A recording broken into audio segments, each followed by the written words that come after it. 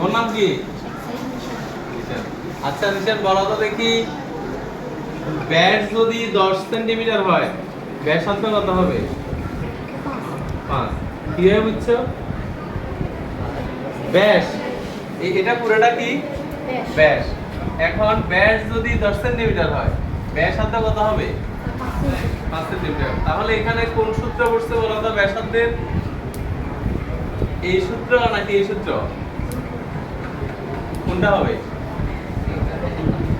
প্রথমটা কেন? ব্যাসার্ধ আর সমান কত হবে?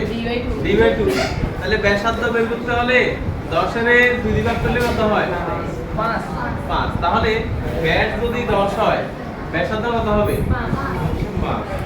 কেমন? এবার তুমি বলো, যদি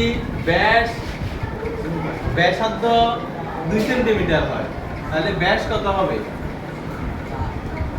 বলিও না, তোমরা বলিও না, ও বলার চেষ্টা করো। হ্যাঁ, তার কেমনে বুঝছো? ব্যাসার্ধ যদি 2 সেন্টিমিটার হয় তাহলে ব্যাস কত হবে? পুরো ব্যাসটা 4। কেমনে? ব্যাসার্ধ কি হবে? দ্বিগুণ করলে কি পাওয়া যায়? ব্যাস। ব্যাস পড়ালেখা মনে আছে? হ্যাঁ, সবসময় পিছনে বসলে হবে? মনোযোগ আরো বাড়াইতে হবে। কেমন?